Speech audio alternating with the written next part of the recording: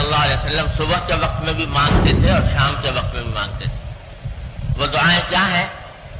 4 دعائیں۔ ہر انسان، ہر مسلمان کو یہ شبہ رہتا ہے اور رہنا بھی چاہیے کہ میں جو کچھ عبادت بھی کرتا ہوں اللہ تبارک و تعالیٰ کی، تو وہ عبادت اس کا حق ادا نہیں ہو پاتا۔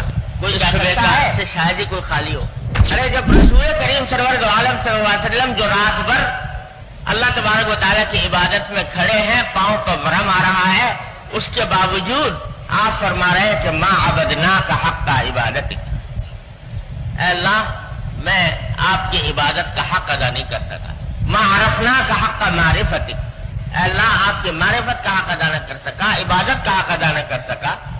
تو اگر آپ نہیں کر سکے تو کون ہے جو کر سکے؟ تو ہمارے حضرت والا ہنستے یہ جو ہے آپ فرما رہے اللہم انی اسألک العفو، عبادات کی ادائیگی میں جو کوتاہی ہوئی ہو ان سب سے معافی طلب کرتا ہوں۔ تو معافی کا لفظ حضرت عبداللہ ابن عمر رضی اللہ تعالی عنہما سے منقول ہے۔ وہ فرماتے ہیں کہ لم یکن رسول اللہ صلی اللہ علیہ وسلم یدع هؤلاء الکلمات اذا اصبح و اذا امسا۔ عبداللہ ابن عمر رضی اللہ تعالی عنہ فرماتے ہیں کہ رسول کریم صلی اللہ علیہ وسلم یہ کلمات جو آگے وہ بیان فرما رہے ہیں یہ کسی بھی دن چھوڑتے نہیں تھے، صبح کے وقت میں اور شام کے وقت میں، دونوں وقت میں یہ دعائیں مانگا کرتے تھے جو آگے انہوں نے بیان کی ہیں۔ اور حقیقت یہ ہے کہ یہ عجیب و غریب جامع دعائیں ہیں۔ حضور اقدس صلی اللہ علیہ وسلم صبح کے وقت میں بھی مانگتے تھے اور شام کے وقت میں بھی مانگتے تھے۔ وہ دعائیں کیا ہیں؟ 4 دعائیں۔ پہلی دعا ہے اللہم انی اسألک العافیۃ فی الدنیا والآخرہ، اللہم انی اسألک العافیۃ فی الدنیا والآخرہ۔ کیا معنی کہ اے اللہ میں آپ سے عافیت مانگتا ہوں دنیا میں بھی اور آخرت میں بھی۔ پہلی دعا تو یہ ہے۔ پھر اسی دعا کو مزید وسیع کر کے آپ اس طرح مانگتے تھے کہ اللہم انی اسألک العفو والعافیۃ فی دینی و دنیایا و اہلی و مالی، اللہم انی اسألک العفو والعافیۃ فی دینی و دنیایا و اہلی و مالی۔ عجیب و غریب جامع کلمات ہیں۔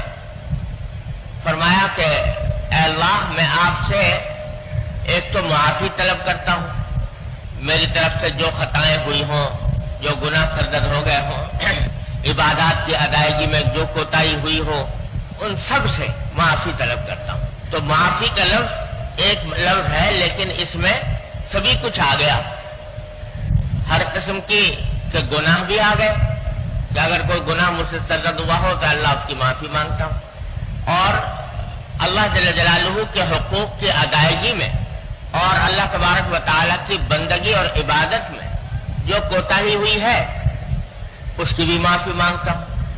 تو ایک تو آپ سے معافی مانگتا ہوں، دوسرے عافیت مانگتا ہوں۔ عافیت مانگتا ہوں اپنے دین میں بھی، اپنی دنیا میں بھی، اپنے گھر والوں میں بھی، اپنے مال میں بھی۔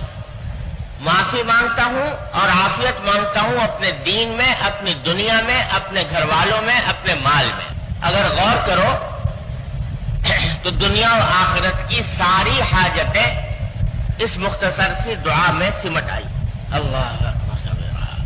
2 لفظ ہیں، ایک عفو ایک عافیت۔ عفو یعنی معافی اور عافیت کے معنی اردو میں بھی عافیت کا استعمال ہوتا ہے کہ جس سے آدمی کسی تکلیف میں نہ ہو بلکہ عافیت سے ہو، راحت سے ہو، اس کو عافیت کہا جاتا ہے۔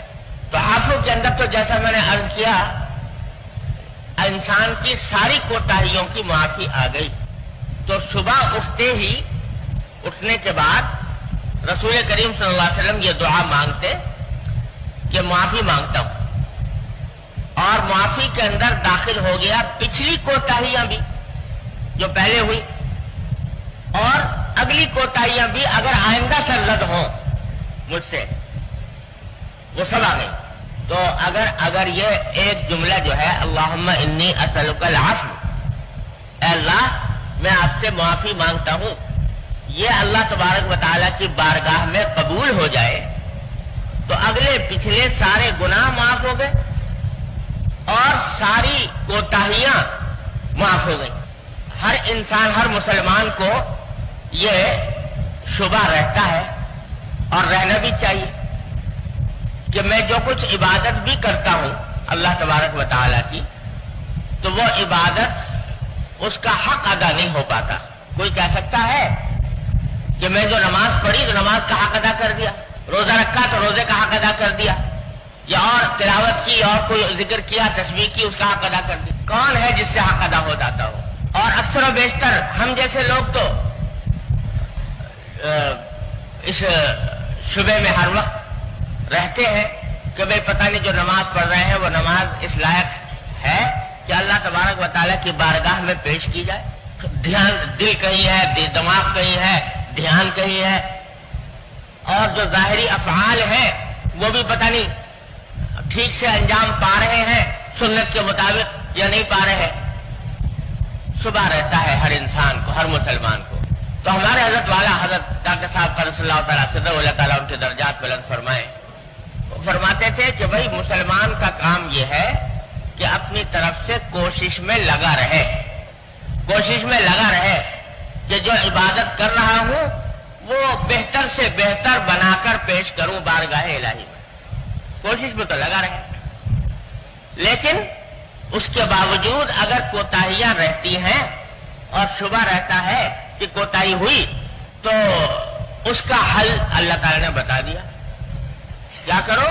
اللہ تعالیٰ سے معافی مانگو، اے اللہ جو آپ کی عبادت کا حق تھا مجھ سے ادا ہو نہیں پایا، اس لیے اپنے فضل و کرم سے مجھے معاف فرما دیجیے۔ اور یہی وجہ ہے کہ ہر نماز کے بعد سنت ہے رسول کریم صلی اللہ علیہ وسلم کی کہ نماز پڑھنے کے بعد آپ 3 مرتبہ فرماتے تھے استغفر اللہ استغفر اللہ استغفر اللہ۔ حالانکہ نماز پڑھ کے فارغ ہوئے ہیں لیکن استغفار کرتے تھے 3 مرتبہ۔ کیوں؟ مطلب اس کا یہی ہے کہ اللہ ہمارے ذمے آپ کا جو حق تھا اور آپ کی عبادت جیسے ہمیں انجام دینی چاہیے تھی، اے اللہ ہم سے وہ بن نہیں پڑی، نہیں کر سکے ویسی، لہذا میں آپ سے مغفرت مانگتا ہوں، معافی مانگتا ہوں، یہ کہتے ہیں۔ تو ہمارے حضرت والا فرماتے تھے کہ حق تو کون ادا کر پائے گا؟ حق تو کسی سے ادا ہو نہیں سکتا اللہ تبارک و تعالیٰ کی عبادت کا۔ ہاں اپنی طرف سے کوشش کرتے رہو اور آخر میں اللہ تعالیٰ سے معافی مانگتے رہو، اللہ تعالیٰ سے آخر میں معافی مانگتے رہو کہ اللہ کوشش تو کی تھی لیکن جیسا آپ کا حق تھا وہ ادا ہو نہیں سکا، لہذا معاف فرما دیں۔ جئناک ببضاعۃ مزجاۃ، ہم آپ کے پاس کھوٹی پونجی لے کر آئے ہیں، ایسی پونجی لے کر آئے ہیں جو بے قیمت ہے، بے قدر ہے، اس معنی میں کہ آپ کی بارگاہ کے شایان شان نہیں، تو وہ لے کر آئے ہیں، لیکن ہیں ہی ہم اپنے نفس و شیطان کے شکار اور بندے ہیں، شکستہ ہیں، درماندہ ہیں آپ کی بارگاہ کے سامنے۔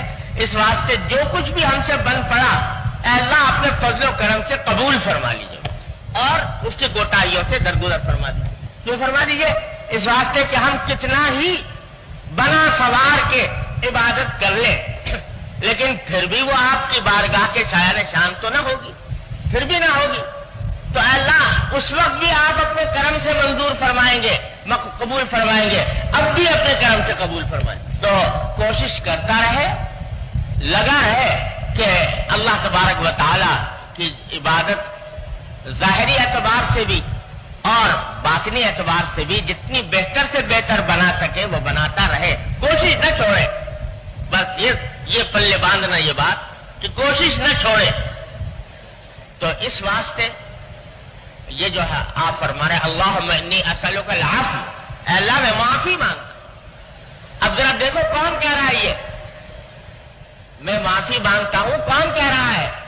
وہ ذات کہہ رہی ہے کہ جس سے گناہ کا صدور ممکن ہی نہیں، معصوم، ہر گناہ سے پاک۔ کبھی رسول کریم سرور دو عالم صلی اللہ علیہ وسلم سے کسی گناہ کے صدور کا تصور بھی ممکن نہیں، گناہ ہو ہی نہیں سکتا۔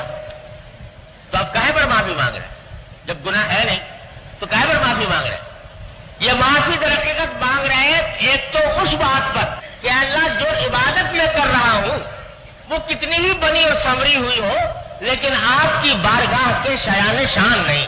माँ अबदना का हक्का इबादतिक, माँ अरफना का हक्का मारिफतिक, आपकी इबादत के शयान शान नहीं, लिहाजा माफी मांग।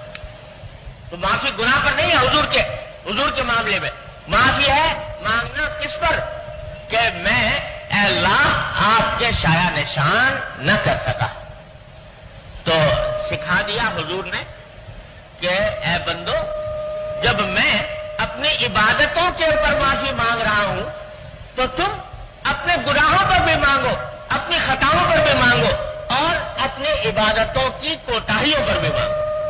तो ये अफ़्व की जो दुआ फरमाई रसूल करीम सल्लल्लाहु अलैहि वसल्लम ने सुबह उठते ही और शाम को भी, अल्लाह माफी मांगता हूं, पीछे जो कुछ किया उस पर माफी, आइंदा जो कुछ करो उस पर माफी। शाम को फिर अल्लाह जो दिन भर में जो कुछ किया उस पर भी माफी, आइंदा जो कुछ करो उस पर भी माफी। इसलिए मैं कह रहा था कि अगर अल्लाह तबारक व तआला इस एक जुमले ही को कबूल फरमा ले हमारे हक में, एक जुमले को कबूल फरमा, माफी दे दे अल्लाह तबारक व तआला, तो बताओ आखिरत के दिन में जहां मैदान हशर लगा हुआ है और नामाए अमाल पेश हो रहे हैं और जहन्नम और जन्नत के फैसले हो रहे हैं, वहां अल्लाह ताला ऐलान कर दे कि ऐ बंदे तुझे माफ किया, इससे बड़ी क्या नेमत होगी।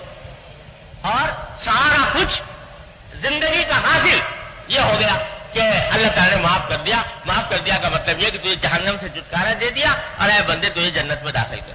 तो ये तनहा ये लफ्ज अल्लाहुम्मा इन्नी असअलुकल अफ़्व, अल्लाह माफी मांग, ये कहां से कहां ले गया बंदे को, कहां डूबा हुआ था और कहां ले गया अल्लाह तबारक व तआला के फजल करम से। एक तो ये सिखा दिया रसूल करीम सल्लल्लाहु अलैहि वसल्लम कि सुबह भी मांगो शाम भी मांगो, अल्लाहुम्मा इन्नी असअलुकल अफ़्व। चलो भाई माफी हो गई। अब दूसरी चीज जो मांगी वो आफियत। आफियत एक ऐसी चीज है कि शायद इससे ज्यादा जामे भलाई कोई और हो नहीं सकती। हदीस में भी फरमाया, नबी करीम सल्लल्लाहु अलैहि वसल्लम ने एक हदीस में इरशाद फरमाया कि कोई बंदा अल्लाह तबारक व तआला से कोई भी भलाई आफियत से ज्यादा जामे नहीं मांग सकता। सबसे ज्यादा जामे भलाई इंसान के हक में क्या है? आफियत। अब आफियत उर्दू में भी इस्तेमाल होता है, इसलिए उसकी क्या तशरीह करूं, लेकिन अगर गौर करो तो आफियत के क्या माना है कि आदमी को कोई तकलीफ ना हो, जी कोई तकलीफ ना हो, राहत हो, परेशानी ना हो, सुकून हो, बीमारी ना हो, सेहत हो, नाकामी ना हो, कामयाबी हो। ये सब चीजें आफियत में दाखिल है। अगर आदमी सेहतमंद नहीं है तो आफियत हासिल नहीं। अगर सेहतमंद तो है लेकिन घर का माहौल खराब है, रोज लड़ाइयां होती है घर में, अलियाज़ु बिल्लाह, तो सेहतमंद तो है लेकिन सुकून बर्बाद है, ज़हनी सुकून मुयस्सर नहीं, आफियत नहीं। सेहत है, घर में सुकून भी है, लेकिन खाने को रोटी नहीं मिलती, रोजगार नहीं है, तो आफियत नहीं। और ये तो दुनिया के काम है, और आखिरत के काम ये है कि अगर फर्ज करो दुनिया की सारी नेमतें मुयस्सर है, सारी नेमतें मुयस्सर है, रुपया पैसा भी है, घर बार भी है, बीवी बच्चे भी हैं, घर वाले भी हैं, और सेहत भी है, तंदुरुस्ती भी है, सभी कुछ है, लेकिन दीन नहीं है, अलियाज़ु बिल्लाह, दीन नहीं है, नमाज की फिक्र नहीं और हलाल और हराम की तमीज नहीं, घर में हराम आमदनी आ रही है, अल्ले तल्ले से खाई जा रही है, नमाज का वक्त हो गया, नमाज की फिक्र नहीं, जमात की फिक्र नहीं, रमजान आ गया, रोजे की फिक्र नहीं, अलियाज़ु बिल्लाह, अल्लाह ताला हर मुसलमान को इस बेआफियती से महफूज है। ये आफियत, तो ये आफियत नहीं है, इसलिए कि जो कुछ खा रहा है ऐसे हालत में या जो कुछ बरत रहा है ये तो जहन्नम का अंगारा बनने वाला है उसके बाद। इसलिए आफियत क्या हुई? आफियत तब होगी जब दुनिया के अंदर भी सुकून मुयस्सर है, अल्हम्दुलिल्लाह, और साथ साथ अल्लाह जल्ल जलालुहु की तरफ तवज्जो भी है, अल्लाह ताला के साथ ताल्लुक भी है, उसके हुकूक भी अदा हो रहे हैं, और मासियतों से, गुनाहों से इज्तिनाब भी हो रहा है, اور اللہ تبارک و تعالیٰ کے احکام پر عمل بھی جاری ہے، نبی کریم سرور عالم صلی اللہ علیہ وسلم کی سنت پر بھی عمل جاری ہے، تو عافیت ہوئی۔ تو اگر ان میں سے کوئی ایک چیز بھی مفقود ہو گئی، عافیت نہ رہی، تو حضور فرما رہے ہیں کہ عافیت مانگو اللہ تبارک و تعالیٰ، عافیت مانگو۔ اللہم انی اسألک العفو والعافیہ